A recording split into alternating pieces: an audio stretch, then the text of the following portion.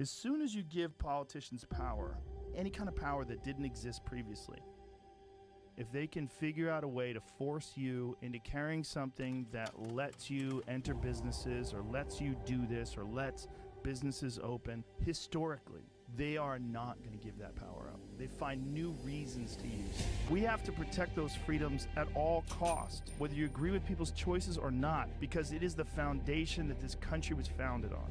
Freedom. This idea of freedom, there's so many people that think it's frivolous, it's not important, it's not the main thing that we should be focused on, but it is the literal structure that allows this country to be so f***ing amazing. Every single country that's ever existed other than the United States, up until 1776, every f***ing country that has ever existed was run by dictators, all of them. This is the first experiment in self-government that actually worked, and it created the greatest superpower the world's ever known. It created the greatest cultural machine, the greatest machine of art and creativity and innovation right f***ing here. And how did it do that? It did it through freedom. And as soon as you see something, anything that comes along and inhibits your freedom, you should be very cautious of that thing. You should be very suspicious. Because anything that comes along that can inhibit your freedom is, by definition, anti-American. Good evening, everybody. Sorry we're a little bit late. My guest in studio today and I were talking each other's heads off in my living room, and I love talking to this guy. Every time we get talking, we just share ideas, and he is such an amazing man, and I love picking his brain and hearing his story. And so we were talking, so my fault, we lost track of time and a little bit late than usual, but I'm glad you're joining us. Thank you. You could be doing anything else, but you're spending your evening with us. I appreciate that. And for those of you who are going to watch later on, appreciate you as well. This is the Bold-Faced Truth. I'm David Medina. I had to get John Swienconek on here because this guy, I met this guy about a year ago, maybe a couple years ago, and I just was taken aback by his story of perseverance, of courage, of bravery. I know there are a lot of you out there that are dealing with mental struggles, maybe addiction, something like just any kind of struggles. Maybe you're trying to make it in your career, and I just thought that this was a great night to have this guy on because you got to hear his story. He's been on Lars. He's been on other programs. He was with Mark Thielman today, which is a favorite of mine in the governor's race.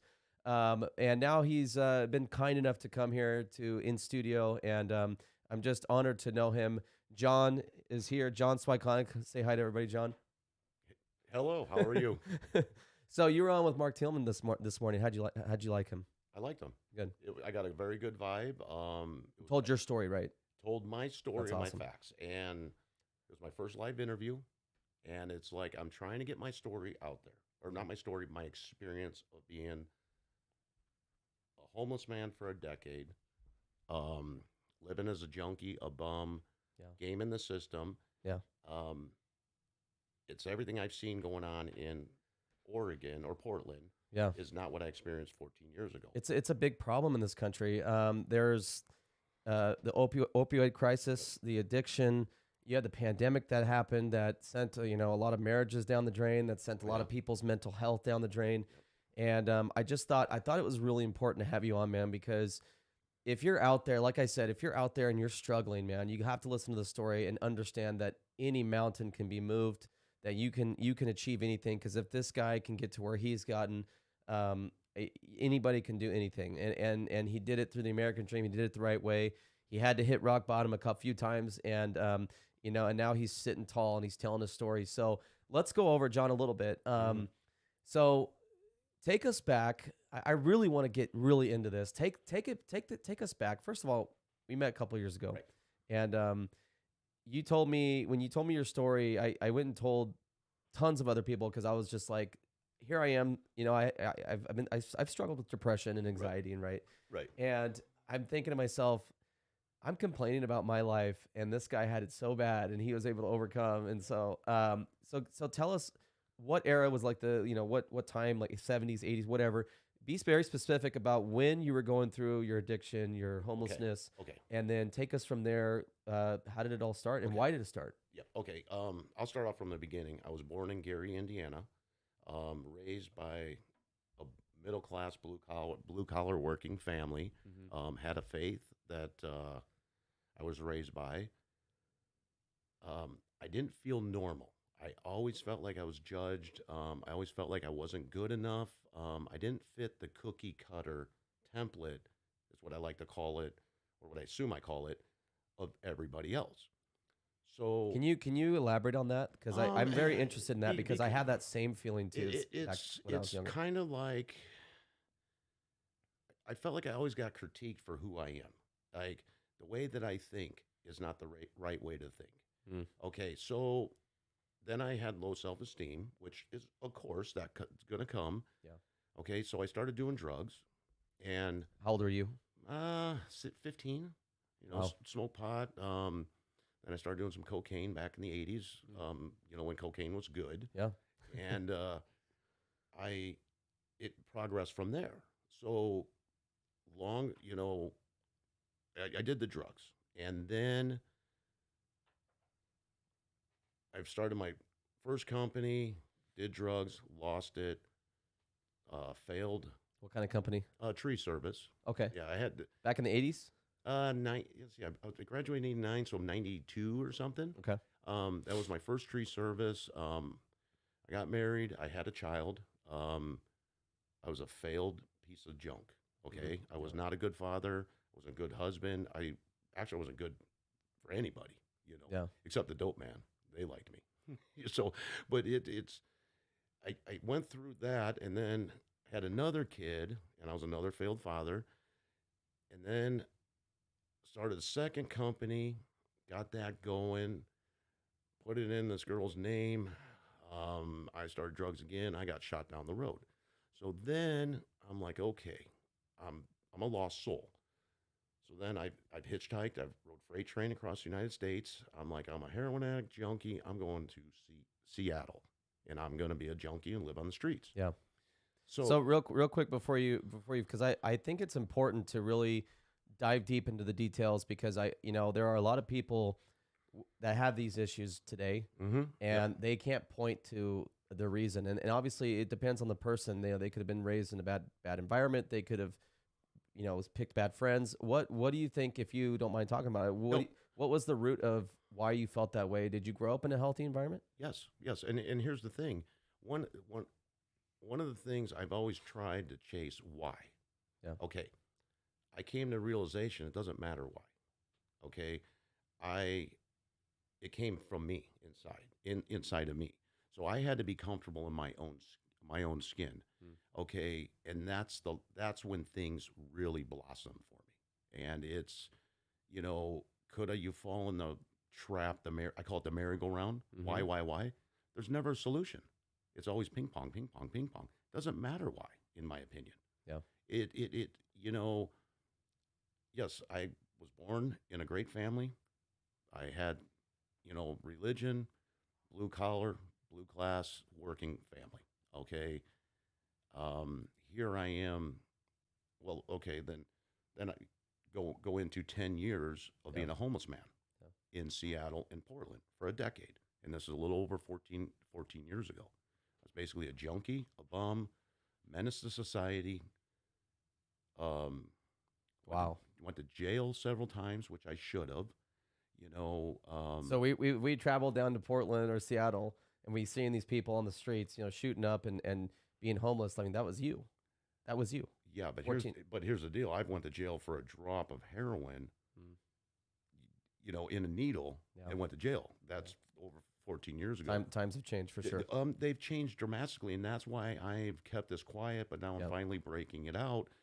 Whatever the rules are, I want to help people like me. Yeah. There's more people out there like me that if I lived in Portland today homeless, dude, I don't think I'd have a fighting chance. Wow. Okay. There's so many things that brought me to where I'm at today. Going to jail several times. So going to jail helped you. Absolutely, because it's like this. Wow.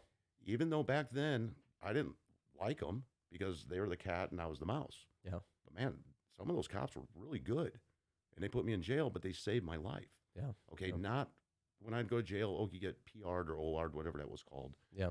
Or spend 30 days. It's 4 months. When I started doing some 4-month in some county jails, the fog started lifting. Yeah. And then I started thinking, I'm like, wait a minute. I don't have a burning desire to do drugs in jail. As soon as I open the door, they open the door and release me, I'm back shooting dope. I'm like, something's not right. So, you know, I done that, been in jail for shoplifting. You know, all these, there's so many different moving pieces that brought it to the forefront. Yeah. And it's like, so why? I don't know why. It doesn't even matter why. You know, it's Well, you were doing drugs since you were 15. At that point, you were probably just used to it. And that's why it was just kind of like a, you know, well, right? right. But Because when you walked out of that jail cell, I mean, you just said it. I mean, like you didn't want to do drugs while you're inside. and exactly. You get outside. So what was that trigger? Like, was it just like, I'm just used to it and this is just, I have nothing else to do, I'm bored? Or was it like, what I found out, yeah. what I found out now is I had low self-esteem. Gotcha. I had insecurities. I had no self-worth. I felt like I got critiqued by everybody. And, you know, once I started getting my brain reprogrammed, dude, things took off. And it's like, even today, there's some people, I love them. Yeah. I can't be around them.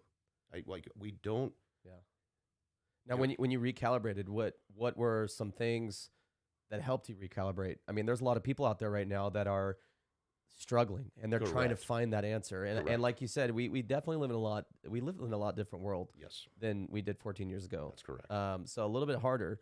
But what were some of those things that helped you recalibrate your mind and be like, you know what, I'm just going to go be, you know, a millionaire? Well, I didn't set out to be this way. I mean, it's a gift. And it's like, I had to come to terms where I listen to people. Yeah. I take what their suggestion is to heart. I process it. And either I use their suggestion or I don't. And I pulled ideas out of a lot of people. Like when I got out from underneath the steel bridge in Portland, and I went to Hooper, then I went to Central City Concern, then I went to AA, a 12-step program, which I've tried 12-step programs in the past. Yeah. So I had some experience, and I went in there, and I'm like sitting there watching. You know, you don't ask a man who's been divorced 7 times how to have a relationship. I'm not going to ask somebody a sponsor. So I sat very quietly, and I found, you know, a person, and approached them, and they took me through the book. So the first 164 pages of the AA Big Book is how I reprogram my brain. Okay, what I learned, my vocabulary was bad. I didn't read my first book till I was in my mid 30s. So like on the education level, you know, I wasn't there, and I'm still not there today. I have very good common sense and very, you know, street smarts. You're proving what Elon Musk said, which is you don't need to go to college to be successful. No, you don't need a college degree. No, like my siblings, like my brother's a surgeon and my sister's got her master's. Yeah. Totally different people. Right. We totally think totally different. So, you know, and that's okay. Sounds like a little bit of the American dream hit you. It did. And it's like, you know, That's awesome. Yeah. And it's, you know, jumping around, but I remember sitting under the bridge in Portland on ODOT property. And I'm like, okay, I got to try something or I'm never coming out. And I, you know, positioned myself under the steel bridge. And it still took a while, a month or so. And I ended up going into Hooper. And I got detoxed. And then Hooper, I liked it there. I didn't want to leave. And I asked them if I could stay. And they're like, what do you mean stay? I said, I'm happy. I get to smoke my cigarettes. I get a shower, a bed. I got TV, food. I'll cook, I'll clean, I'll do whatever.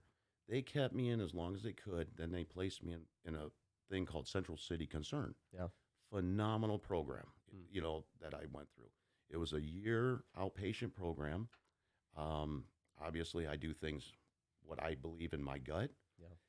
And I stayed 30 days, but I did an exit letter and then went into an Oxford halfway house and then started my first company or not first, but the company out here, I think in 08 or 09 or something.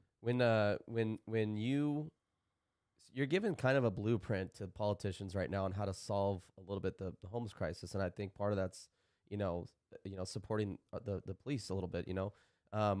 I think I like what we were talking about in the living room about you just want to get your message out because I asked you. I mean, we're pretty direct with each other. That's what I love about our relationship. I said, what are you doing this for? And I love that you said you're just like, I want to help people. That's it. I love that. That's it. I love that. And it's come to a point like I'm a worker. I'm a blue class worker. Yeah. And where, like you've seen what I've accomplished, how much money do I need? I mean, I'm in a situation where everything going on here, I was ready to sell and retire, and I'm done forever. Okay. Yeah. Then I started this other second company in the Midwest. Everything's just like taken off. My company here runs itself. I got phenomenal employees. The one in Midwest is going to run itself. And then I'm like, okay, I want to see if I can help. Because like you bring up like the blueprint for the politicians, I get that, but we can't change that. Yeah. They are who they are. What I can do is bring to the forefront my experience, what's happened. And that's like, today I went and talked to a high school. Yesterday I went and talked to a high school. Amazing. And and you're preaching accountability too. Like that's one of the things I love. It's just like being accountable. It's not like a left or right issue. It's just like what has always been a thing. Like be accountable for your actions, for your mistakes, and your successes. Right. Well, and here's the thing. Like, okay, somebody asked me if I felt like a victim. No, I'm the one that shot the dope. I'm the one that smoked the crack. I'm the one that shoplifted. I'm the one that did the crime. That's my fault. That's how I was raised. Yeah. And here's something I'll touch on real quick. So we're talking about that. When I first became homeless and I hit Seattle Pikes Market and I said, okay, I'm homeless. I met some other things. What do I do?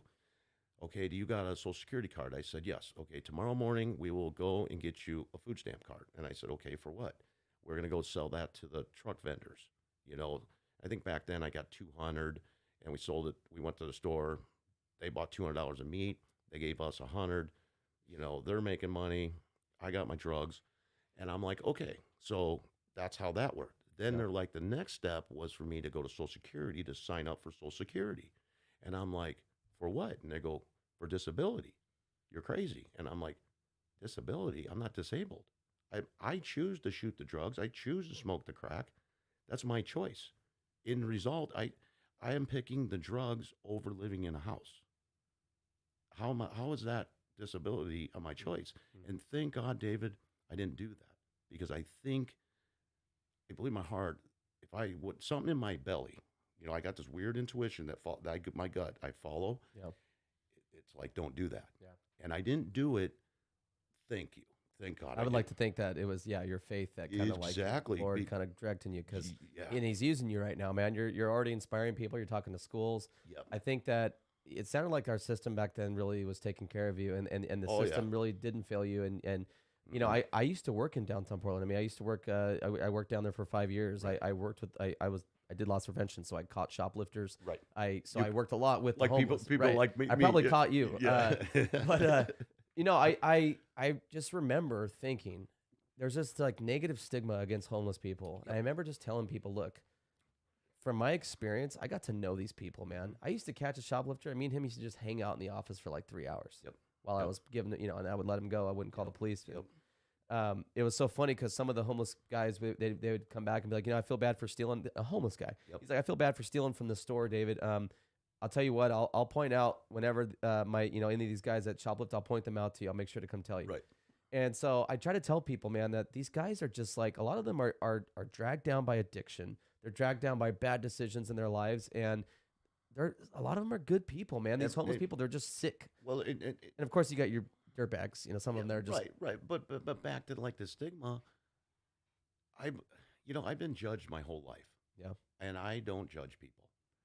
And I love that about you. And that's the thing. It's like when you've been beat up, you feel you've been beat up and judged most of your adult life, child life, and that's one of the things that I don't ever want to do. I don't want to judge somebody. Yeah. Okay. Homeless people, they're a human being just like us. I mean, yeah, some are doing bad. Some, but Yeah. there's more people out there of me that I feel are going to struggle more in what laws are happening here, or whatever that stuff that they do.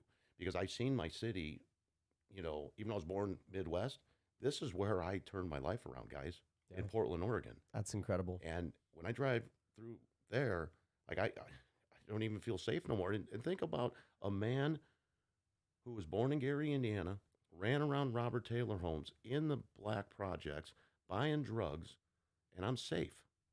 And what I see happening here, That's incredible. it's like there's shootings all across the thing. Yeah. And, in an area that's bad, the area. It's confined. Yeah. And here, it's everywhere. Yeah, and I think that one of the things that you're hitting on is, the tough. You had a drop of heroin in your needle, and you go to jail for it, and it's like now Absolutely. drugs are like legal here in Oregon, and it's like, Yep. so you're living proof Yep. that accountability and supporting our law enforcement is, I mean, just the right way to go, and you're having law enforcement with their hands being tied behind their back, and it's just sad what's going on today. I want to make this one point before I forget. One of the things that, John, that really inspires me about you is, so you go from rock bottom, you build the 2 companies, you become super successful financially, and you're like, at the top of your game, right? And financially and just mentally. And it's like, I feel like most people would get in a thing where you'd start partying, you'd start drinking, you'd start getting back to the old stuff because you've arrived, but like you're not even going that way. You're completely you're completely cherishing your success. I love that. Exactly. But here's like thing like partying or that, dude. I lived with it with no inner peace for years. The minute I got the taste of that inner peace, and I mean true inner peace, I have no regrets. I have no guilt. I will sit down with anybody and I'll talk. If we get on a merry-go-round, I'm out. Because here's the deal. It's not good for them and it's not good for me. What do you mean by that merry-go-round? Like ping pong. Right. You ever have a conversation with somebody and you're trying to get to a solution, but you did this, I did that, you did this. Yeah. It's like, those are all emotions. Let's lay down the facts. Right. And try to listen to each other, what each other's saying. Yeah. So if I made you mad, I'm going to listen why I made you mad. And if I say, I did this because of this, and you say, well, I don't know, or, slough it off. Yeah. Like I can't control that. I have no time for that in my life. Are you when you started your business, your first business was the J&F tree business, right? The tree service? Well, the one that's successful now. J&F. J&F. Yes. So when you started that, and the money started coming in, what were you thinking as someone that not used to being wealthy? You were poor, you're broke, you were homeless. When that money started coming in, did that change your mindset, or did it? How did it? No. So basically, okay, when I got out from underneath the bridge, within 90 to 120 days, I ended up becoming a superintendent for Aspen Tree Experts. Okay. Moved way up the ladder really quick. That was my first corporate job. Worked 68 hours a week, busted my butt. I started losing my inner peace. Okay, so I'm like, I'm not liking this. So I remember we're sitting in the conference room, and I told my manager, I said, I'm putting my 2 weeks in. He says, you can't do that.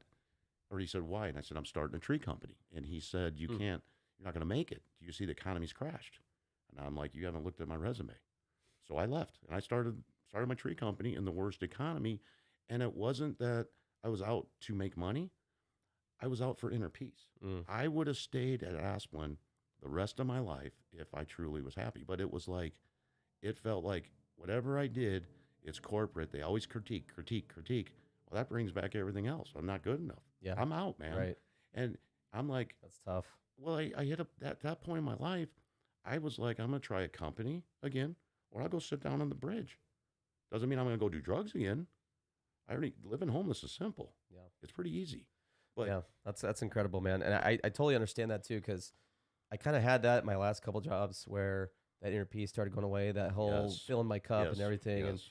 So I totally get that, and that's inspiring to a lot of people, especially a lot of people out there, including myself. We're all trying to make it. We're all trying to do good for the world. A lot of us are, and a lot of us just we don't know. And I think what I'm learning from you, what I've learned from you, is follow your passion, and follow. Yep. If you don't feel happy at some place, go start your own, or go change it up.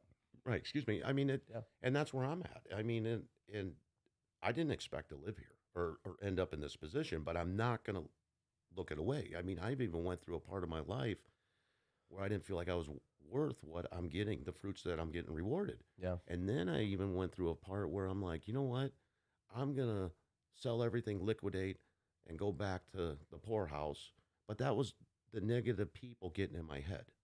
Yeah. Okay. And now I am so positive. I feel like when I came out from underneath the bridge, the sponge, the drive, the goal, go. And you have a great wife, Christy. Oh, I mean, dude, amazing. Every time she seems so supportive, man. Oh, That's like, she is. She's a rock star. That's amazing. I mean, and it's like, and she does the books on both companies, and it's just, nice little team. It is, but it's like me breaking out on this. I'm wanting to help. I'm wanting to do my part. Yeah. But like we were talking earlier, there's a part that I got to take care of my family. Like, my health is not the best. Yeah. Okay. My life is not shortened, but it's not extended. Yeah. But I'm not going to lose out with my wife. Yeah. I want to help. I'll do whatever I can. Let's see, where this goes. Yeah. And you see a lot of people out there that are just like, they're trying to make it. They're trying to be successful, and they just, man, I feel like today more than ever, there's just so many more demons and so much more mental struggles, man. I didn't start having mental struggles in my life until I was 30. Right when I hit 30, that's when I started really having mental struggles, and I still have them to this day.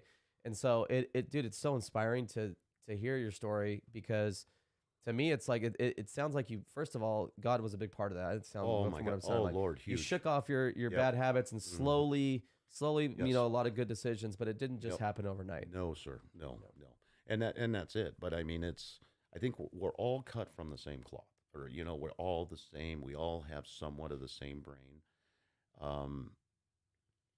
I was raised, and then I used to be very very materialistic, very self-centered. Everything. Okay.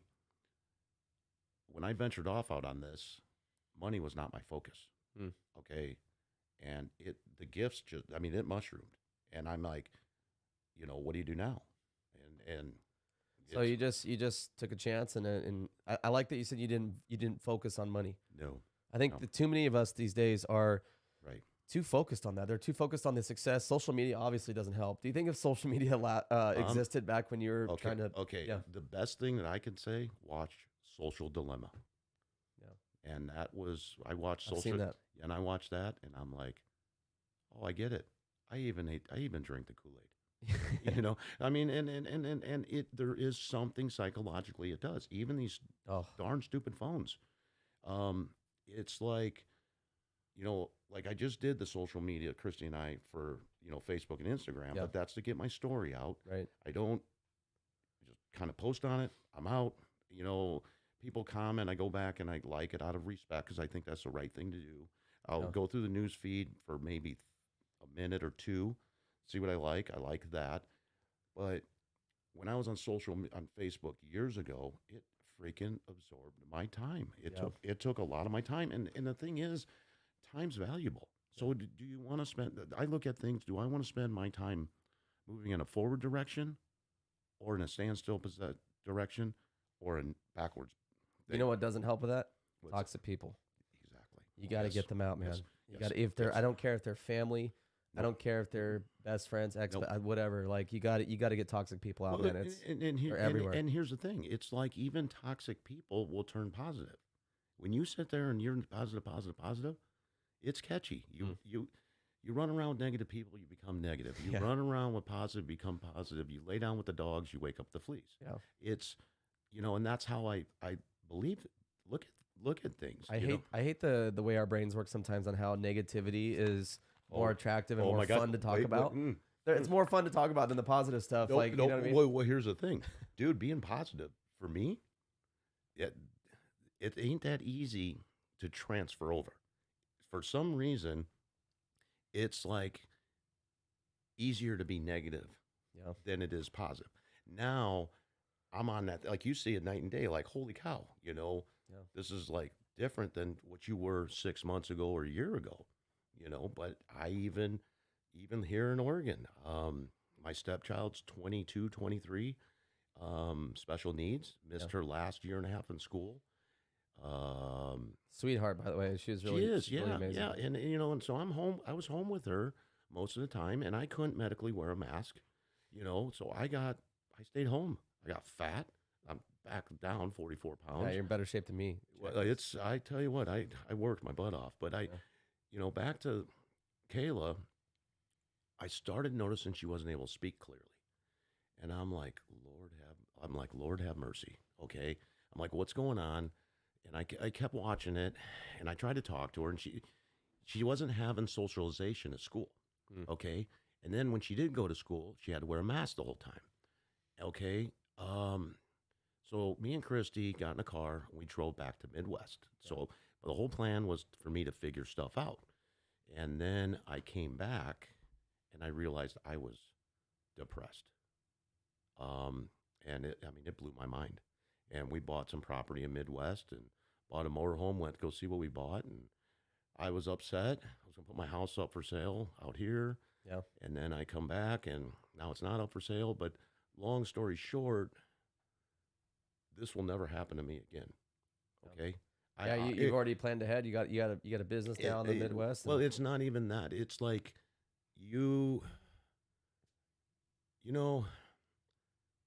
I'm done with people telling me how to live my life. Yeah. I've dealt with that my whole life. How wrong I am, and now you're going to tell me that I'm not doing it. Yeah. I'm going to go. I'm happy. I don't want to argue with nobody. Yeah. But what's the plans going forward as far as I know you spoke, like what's your dream as far as the next step? You've already made it. You've already made your mark. You want to helping people. What's your dream? Okay, so my dream was to retire. Now I'm working on helping people. I made some moves. We're going to be splitting back and forth between areas because there's 2 different companies. My dream or my end game is to be happy, do the right thing, hang out with my wife as much as I can. I mean, she is my best friend, and it's like, as much of a trooper she is, she gets it, but there's a part of it, like, when you, like me, when you shoot drugs for years, like, we were talking, I found out I had hepatitis C and cirrhosis of the liver. Okay, I didn't know I had that. Okay, and I've had it anywhere from a little over 14 years ago to 25. Okay, well, if you listen to the doctor, they're going to tell you, dude, your time's shortened. I don't believe that, because I lost weight. My liver shrank from 21 centimeters to 15.5. No one can tell you what to do or what's going to happen, even doctors, huh? No, I love that, man. No, but and David, I don't mean disrespecting nobody. No, I know. But I get a gut where if somebody tells me something, I process it, and I do what fits for me. Okay, I don't trust pharmaceuticals. That's me. I got put on Oxycontins years ago. I have bad discs. Okay. Towards the end of it, I was eating 4 80-milligram Oxycontins a day, 2 15 morphine instant reliefs through breakthrough meds. And I'm like, I'm hurting again. They kept upping it. And I'll tell you what, when they brought me off those Oxycontins, that was the worst withdrawal I've ever had. Yeah. I would rather withdraw off of heroin. Yeah. That's a 3-day withdrawal. These pharmaceuticals was 30 days, my skin crawled. I didn't feel right. So you're trying to help people in the best way of what you think, just based on your experience. And I think a lot of these, from what I've seen is, people that have addiction to pills and stuff, they try to just put them on the next different kind of pill, and then they get them dependent on that. And so what do you, when you talk to people, what's your solution, like on how to beat their addiction or their current? So here's, I I have different theories. Mhm. Okay. I can't tell you what to do. I can give you the information that has worked for me. You pick out what works for you. Yeah. Because here's the thing, if I tell you what to do, I'm no better than the people that used to tell me what to Right. do. Right. You know, and like earlier in our conversation, I picked stuff out of everybody. You know, and I work on what works for me. Yeah. Your motives, my motives, your motives got to be genuine. You got to move forward, you know, and it's just like, yeah, That's awesome, man. You have that just it's just so incredible. I think that you have I mean, some these days would call it an old school approach to beating right, these things, but it's literally the best, man. I mean, I think the solution to beating, depression and anxiety and all this stuff today. I'm not saying that like medicine can't help. I'm just saying they have it. People be so dependent on third party, and if you can't be dependent, then it's got to be someone else's fault. right, And so I think your message is accountability. Your message absolutely, yes, is not yes, a political one. It's hey, just a values yep, accountability, take responsibility for your actions, and do something about it, yep. and do Or it in a healthy way, or at least that's or what you did. or don't do nothing.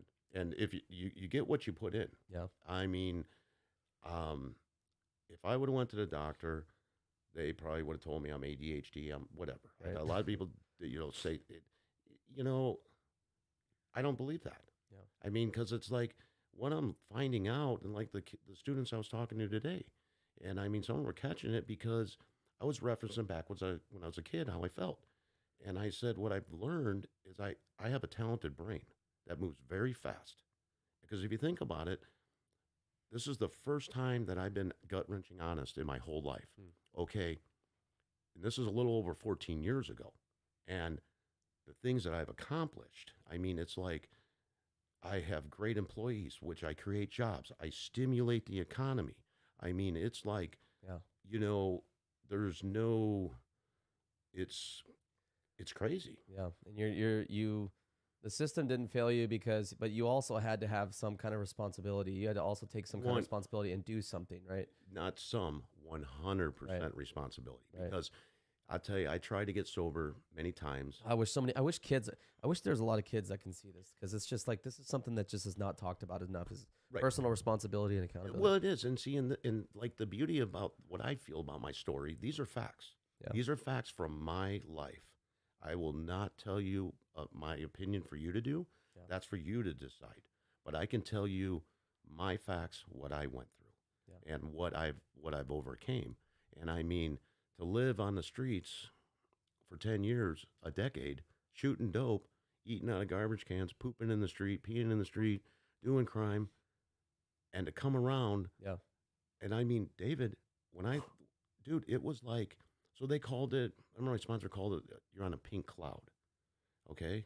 And that's just like, and like I remember him saying he's never seen somebody like just take off like that. Yeah. Okay. Now I don't go to meetings no more because meetings, AA is not for me. Okay. And that's what I'm trying to bring out Yeah. because if somebody would have said years ago, because they used to tell me, you need to go to meetings every day and to go here, man, I didn't like it. That's and I have friends that are in AA and they go to meetings because they tell you to go to meetings like you used or like you ran around with people. Yeah. I was a loner. Yeah. So when I like to sit in my chair in the corner at home and I'm totally content, that's me. Yeah. And you want to put me in a meeting with a bunch of negative Nancy freaking, problems, I'd rather sit home. Yeah, man. I think what you're saying is, the some things that would work for some people might not work for you, but the moral of the story is it's Yes. just to progress and want to do better. And there's not a lot of countries you can do that in. No. There's not a lot of countries you can go from. America, you can do it in. I mean, regardless whatever you still can do it. I mean, look at the second company I just started. The thing is taking off like a rocket ship. I mean, I wish I was back there, but it's like, yeah. I mean, it's just taken off. Yeah. And so, the moral story is to help. And the thing is, there's so many different things that help me get sober. Yeah. jail, work release, treatment. I took all that stuff for those years, put them in the back of my head, and then all of a sudden, like here I'm realizing as I'm processing everything now. I mean, those were all my stepping stones to get where I'm at. And now it's like gone from jail. Everything that was in place before it has been pretty much removed. I mean, now they have sharps containers everywhere, encouraging people to use in bathrooms and all over downtown and all over. And some cops, you can have a guy shooting up on the sidewalk. Someone call the cops. They might not even show up. I've seen that. I've seen cops not show up these days. And so everything, all of those things that helped you are just gone. Now drugs are legal. Like, what are we doing? So anyways, but I don't want to take too much of your time. No, but you've been, I want to go back. I want to go back when I said about the negative Nancy at the AA meetings. I didn't mean, that's not what I meant, that they're negative Nancy. Right. But, I did. It just didn't work for you. Exactly. Yeah. That's what I was trying to say. Yeah, because I got think we friends caught that are that, still go to meetings every day. They're my friends. I talk to them. Like they joke with me. You're cured. Yeah.